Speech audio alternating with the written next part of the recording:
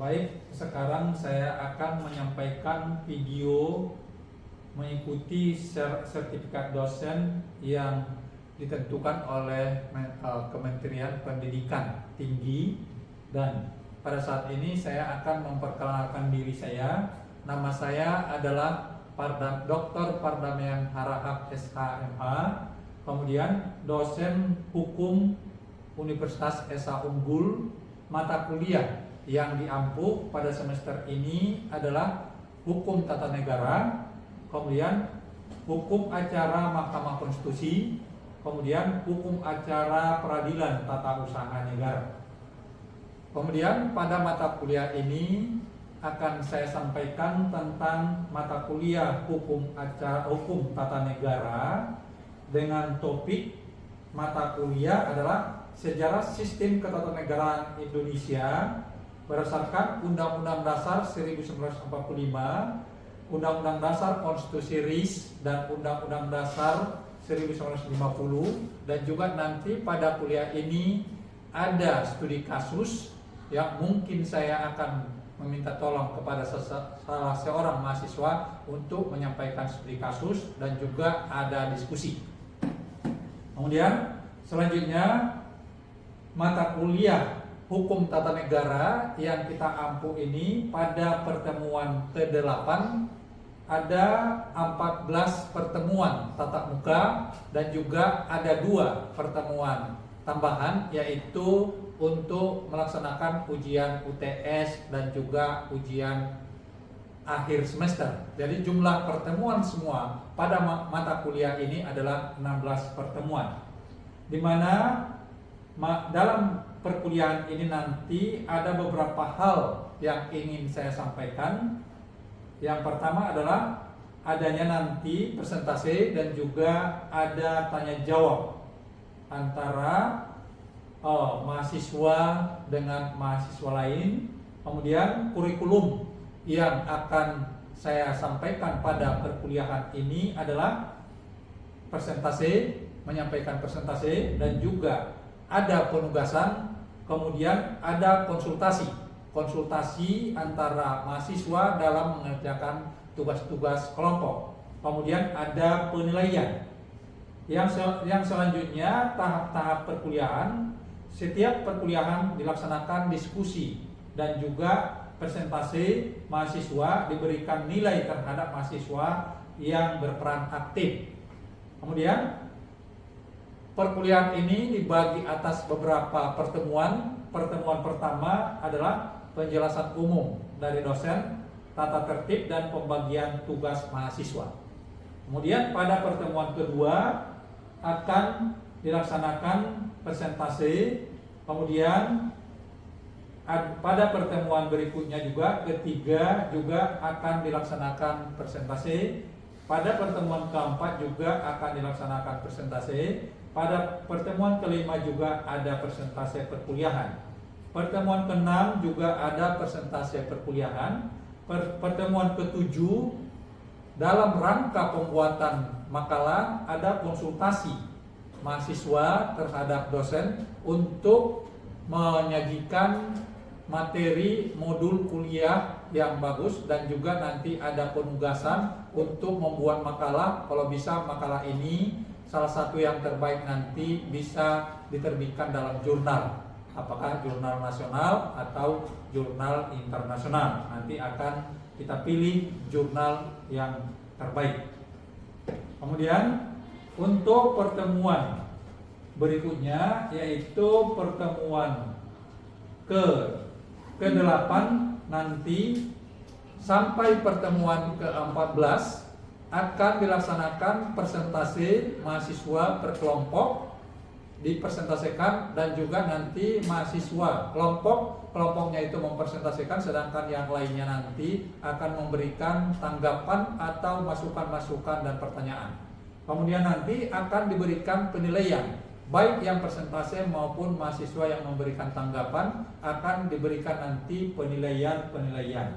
Kemudian selanjutnya nanti perkuliahan ini membuat makalah sebanyak 15 sampai 20 lembar. Kriteria makalah yang akan dibuat oleh mahasiswa adalah ada judul nanti akan dikonsultasikan, kemudian ada latar belakang dalam makalah tersebut, ada rumusan masalah, ada metode penelitian, dan juga ada pembahasan dari rumusan masalah tadi. Kemudian ada kesimpulan untuk menjawab rumusan masalah 1 dan juga rumusan masalah kedua. Yang selanjutnya saran-saran yang ditujukan kepada baik kepada mahasiswa maupun kepada lembaga lain. Kemudian perkuliahan ini sangat penting, terutama mata kuliah hukum tata negara ini sebagai modal utama bagi mahasiswa untuk belajar mata kuliah lanjutan. Seperti tadi yang saya jelaskan, saya juga mengajar hukum acara Mahkamah Konstitusi dan juga hukum acara peradilan tata usaha negara. Jadi tata negara adalah mata kuliah utamanya untuk menjejaki mata kuliah berikutnya. Konstitusi RIS dan Undang-Undang Dasar 1950, di mana dalam Undang-Undang Dasar 1945 periodenya dibagi atas 18 Agustus 1945 sampai 27 Desember 1949, di mana mahasiswa diharapkan dapat memahami sistem presidensial tidak secara murni dilaksanakan. Kemudian materi yang kedua adalah mahasiswa dapat menjelaskan kedudukan presidensial sebagai singlet, kemudian sebagai kepala negara sekaligus sebagai kepala pemerintahan. Kemudian substansi berikutnya konstitusi RIS pada tanggal 27 Desember 1949 sampai 17 Agustus 1950. Mahasiswa diharapkan dapat menjelaskan bahwa sistem pemerintahan tidak dapat diklasifikasikan secara jelas. Kemudian yang kedua, mahasiswa dapat menjelaskan bentuk federal, sistem pemerintahan. Kemudian mahasiswa dapat menjelaskan konstitusi RIS, sistem presidensial yang tidak sempurna. Parameter penilaian mata kuliah hukum tata negara ada 4. Yang pertama adalah aktivitas partisipasi atau kehadiran mahasiswa yang terdiri dari bobot nilainya 20% dari keseluruhan. Kemudian parameter kedua adalah hasil proyek berupa bobot penilaian hasil proyek ini 50%. Ini kegiatannya adalah membuat mahasiswa membuat makalah, kemudian mahasiswa mempresentasikan makalah. Yang ketiga adanya tanya jawab. Jadi dalam proyek ini memang punya bobot yang tinggi karena memang ini sudah standar dari fakultas bahwa ini adalah proyek yang memang masuk dalam kategori penilaian.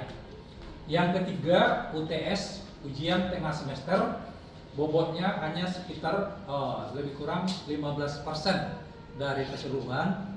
Yang keempat UTS, bobot penilaian 15% dari keseluruhan.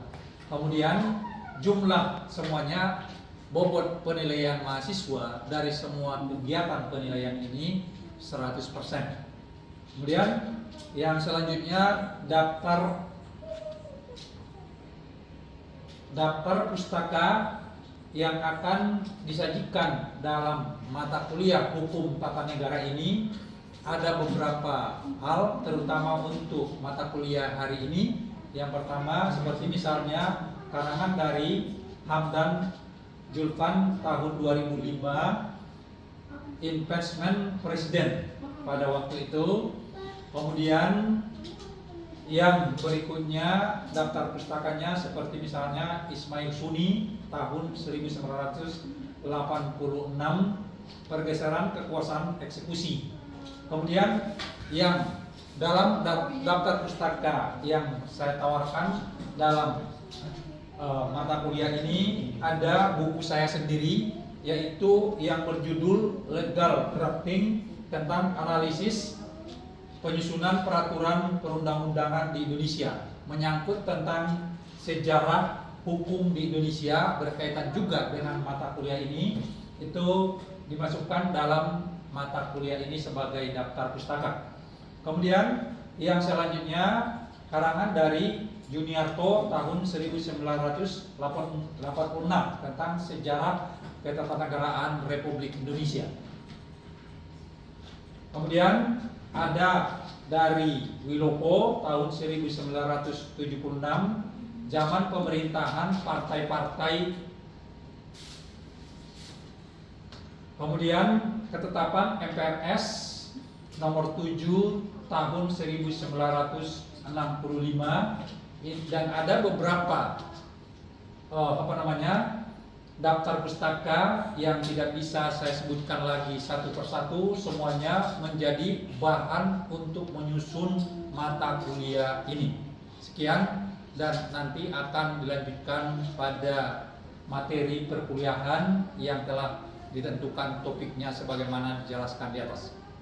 Selanjutnya kita akan membahas tentang konstitusi RIS yang berlaku dari tanggal 27 Desember 1949 sampai dengan 17 Agustus 1950. Maka bentuk negara waktu itu adalah federal dan konstitusi pada masa konstitusi RIS, di mana dalam bentuk negara federal ini itu kekuasaan itu ada pada DPR, jadi harus bertanggung jawab kepada DPR. Tetapi dalam konstitusi RIS mengatur sistem pemerintahan tidak dapat diklasifikasikan sebagai sistem federasi yang jelas, karena memang dalam sistem ini, kalau dalam sistem federal itu, maka kekuasaan itu adalah kekuasaan federal atau kekuasaan DPR. Tetapi di sini negara Indonesia tidak menggunakan sistem federal yang murni, tetapi sistem campuran, di mana sistem campuran ini ada dalam ketentuan Undang-Undang Dasar 45 bahwa ada presiden yang berkuasa di dalamnya, ada wakil presiden, kemudian ada sistem federalnya juga ada di sini karena ada parlemen di dalamnya. Sistem pemerintahan ditentukan dengan tugas dan kewajiban masing-masing lembaga negara berdasarkan kekuasaan yang diberikan oleh konstitusi. Mekanisme check and balance berjalan, pertanggungjawaban pemerintah untuk membatasi kekuasaan serta hubungan lembaga negara dalam perjalanan pembagian kekuasaan itu nanti kalau ada kesalahan yang dilakukan oleh pemerintah, maka nanti check and balance-nya adalah nanti ada pengadilan yang dilakukan oleh Mahkamah Agung. Berbeda halnya dengan sistem sekarang ini. Dalam sistem sekarang ini, kalau memang ada kesalahan mekanisme yang dilakukan oleh pemerintah atau presiden, nanti ada Mahkamah Konstitusi yang mengadili kesalahan-kesalahan yang dilakukan oleh presiden. Partisipasi rakyat secara demokratis memilih kepala pemerintahan menjadi salah satu elemen dalam menentukan corak sistem pemerintahan. Kemudian dalam konstitusi RIS mengatur sistem presidensial secara tidak sempurna. Itu tadi yang saya jelaskan bahwa dalam konstitusi RIS ini tidak menggunakan sistem parlementer secara murni, tetapi ada sistem presidensialnya. Di mana sistem parlementernya? Karena kekuasaan itu yang tertinggi adalah kekuasaan parlemen, tetapi di sini ada sistem presidensial, di mana presiden di sini adalah sebagai kepala negara, sedangkan kepala pemerintahan itu diduduki oleh perdana menteri. Jadi ada campuran antara sistem presidensial dengan sistem parlementer pada waktu RIS berkuasa diterapkan dalam undang-undang RIS di Indonesia. Oke, kita lanjutkan Undang-Undang Dasar sementara mulai dari 17 Agustus 1950 sampai 5 Juli 1959, di mana poin yang akan kita bahas adalah sistem pemerintahan yang diatur dalam UDES 50 hampir mirip dengan konstitusi RIS, karena para ahli berpendapat bahwa UDES 50 mengandung sistem parlementer. Jadi dalam sistem parlementer ini kekuasaan pemerintah harus mendapat pengawasan atau kontrol dari DPR. Kemudian menurut ahli Mahfud MD mengatakan dengan berlakunya Undang-Undang Dasar sementara 1950 menganut demokrasi parlementer penuh. Jadi menurut Mahfud MD ini dia sistem pemerintahan di Indonesia itu adalah menganut sistem parlementer penuh. Zaman pemerintahan partai-partai berdasarkan kenyataan sistem multipartai di DPR pada periode 1950 sampai 1959. Lain halnya dengan pendapat Juniarto, dia berpendapat Undang-Undang Dasar sementara 1950 menganut sistem parlementer karena presiden hanya kepala negara, sedangkan kepala pemerintahan berada di tangan Dewan Menteri yang diketuai oleh Perdana Menteri. Jadi ini perbedaan antara pendapat dari Muhammad. Jadi ada perbedaan pendapat antara Juniarto ini, karena Juniarto ini berpendapat bahwa antara presiden itu sebagai kepala negara sedangkan kepala pemerintahan itu adalah Perdana Menteri. Ini adalah sebagai sistem parlementer, namun fungsi pemerintahan tidak semuanya mutlak dilaksanakan oleh Dewan Menteri. Dalam konstitusi RIS, presiden tidak menjadi chief eksekutif secara penuh karena presiden dibantu oleh wakil presiden sebagai lembaga kepresidenan yang dikenal dalam sistem presidensial. Kemudian berbeda dengan pendapat Ismail Suni, mengatakan bahwa presiden dan wakil presiden adalah dui tunggal karena pemerintah RI dan menteri-menteri sebagai satu bagian dari pemerintahan. Jadi itu makanya Ismail Suni ini mengatakan sebagai dui tunggal. Jadi adanya kesatuan antara menteri-menteri sebagai dalam satu pembagian kekuasaan. Kemudian presiden berlaku sebagai kepala negara tetapi tidak menjadi pusat kekuasaan pemerintahan dalam Undang-Undang Dasar sementara 1950. Dalam menjalankan pemerintahan, presiden membentuk kementerian-kementerian dengan menunjuk seorang atau beberapa orang menjadi formatur kabinet. Inilah sebagai ciri parlementer, ada formatur kabinet di dalamnya. Kemudian selanjutnya presiden mengangkat menteri-menteri dengan salah seorang anggota formatur kabinet diangkat menjadi perdana menteri dan memberhentikan menteri dengan pertimbangan formatur kabinet. Tadi ada kekuasaan yang dipegang oleh formatur kabinet sebagai lembaga yang memimpin kementerian. Dalam konstitusi RIS, presiden mempunyai hak prerogatif secara penuh untuk menunjuk anggota formatur kabinet tanpa melibatkan parlemen. Dalam sistem parlementer, dalam pengangkatan dan pemberhentian menteri-menteri, anggota kabinet dalam Undang-Undang Dasar sementara 50 tidak dilaksanakan. Tetapi dalam prakteknya presiden menunjuk formatur kabinet dengan pertimbangan kekuatan-kekuatan partai politik di DPR. Selanjutnya dilakukan pembahasan secara tertutup. Hak prerogatif presiden dalam Undang-Undang Dasar sementara 1950 terjadi kompromi dengan partai-partai politik di DPR dalam pengangkatan dan pemberhentian menteri-menteri sesuai dengan hak prerogatifnya. Sistem parlementer menghendaki kabinet dibentuk berdasarkan dukungan partai politik di parlemen. Begitu juga dalam pemerintahan untuk menghindari pemberhentian kabinet bergantung pada dukungan partai politik di parlemen. Karena materinya sudah selesai kita bahas, kemudian kita lanjutkan tentang studi kasus. Dalam materi ini akan saya serahkan kepada salah seorang mahasiswa untuk menyampaikan studi kasus yang terkait dengan materi kuliah kita hari ini. Selamat siang, perkenalkan saya Lukman, saya mahasiswa yang mengikuti mata kuliah Hukum Tata Negara dengan dosen pengampu Bapak Dr. Pardamian Harap SHMH. Pada kesempatan di siang hari ini saya ingin menyampaikan studi kasus tentang pemakzulan Presiden Soekarno pada masa Orde Lama di tahun 1967 antara pertanggungjawaban konstitusional dan dinamika politik. Dengan kronologi singkat, setelah peristiwa G30 SPK yang terjadi di tahun 1965, Situasi politik Indonesia mengalami krisis, di mana Presiden Soekarno menyampaikan pidato pertanggungjawaban yang dikenal sebagai Nawaksara, kemudian melengkapinya dengan pelengkap Nawaksara. Namun, MPRS menilai pertanggungjawaban tersebut tidak menjawab penyebab krisis nasional, terutama terkait dengan peristiwa Gerakan 30 SPKI serta memburuknya kondisi ekonomi dan keamanan negara. Melalui sidang istimewa MPRS yang terjadi tahun 1967, MPRS melakukan beberapa catatan, yaitu yang pertama menolak pertanggungjawaban Presiden Soekarno, yang berikut mencabut kekuasaan pemerintahan dari Presiden Soekarno, dan yang terakhir mengangkat Jenderal Soeharto sebagai pejabat presiden melalui TAP MPRS nomor 33 /MPRS /1967.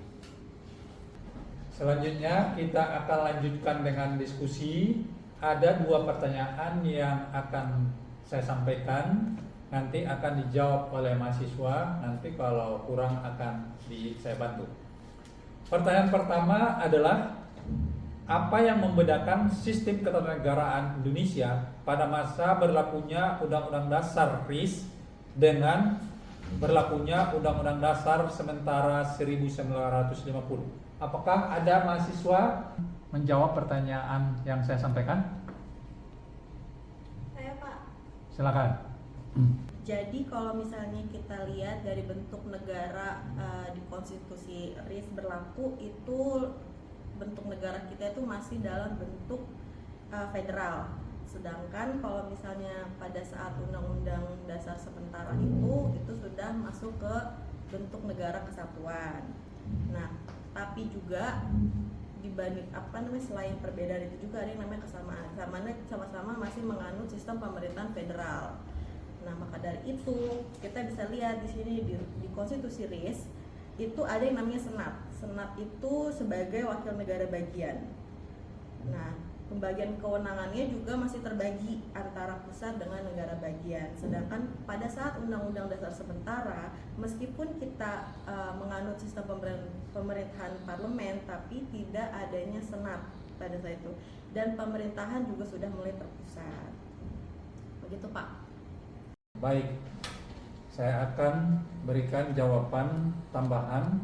Dalam Undang-Undang Dasar 1945 bahwa ada ketentuan-ketentuan pokok ketatanegaraan Indonesia. Bentuk negara pada saat ini adalah Negara Kesatuan Republik Indonesia. Bentuk pemerintahan adalah republik. Sistem pemerintahan presidensial. Kepala negara sekaligus kepala pemerintahan adalah presiden. Kekuasaan negara dibagi menurut Undang-Undang Dasar 45 dengan MPR. Kemudian pada masa RIS, pada pokoknya ketatanegaraan Indonesia berbentuk negara serikat. Kemudian bentuk pemerintahan adalah republik. Sistem pemerintahan parlementer. Presiden hanya berkedudukan sebagai kepala negara. Kepala pemerintahan dijalankan oleh Perdana Menteri. Kemudian perbedaannya adalah bentuk negara pada masa RIS adalah negara serikat. Demikian juga dalam Undang-Undang Dasar sementara 1950 adalah negara kesatuan. Kemudian sistem pemerintahan pada negara RIS adalah parlementer. Kemudian sama dengan Undang-Undang Dasar 50, sama-sama menganut parlementer. Kemudian kepala negara pada masa RIS adalah presiden. Pada masa Undang-Undang Dasar sementara 50 juga adalah presiden. Kepala pemerintahan baik dalam Undang-Undang Dasar RIS maupun Undang-Undang Dasar sementara 50 adalah adanya Perdana Menteri. Kemudian wilayah pada masa RIS terdiri dari negara-negara bagian, sedangkan dalam UDS 50 seluruh Indonesia menjadi satu negara. Demikian jawabannya. Baik, Pak, terima kasih. Pertanyaan kedua, tolong diperhatikan. Apakah pemberhentian Presiden Soekarno telah sesuai dengan ketentuan ketatanegaraan yang berlaku saat ini atau pada saat itu? Apakah ada mahasiswa yang bisa membantu saya untuk menjawab pertanyaan tadi? Ya, Pak. Baik, silakan Pak.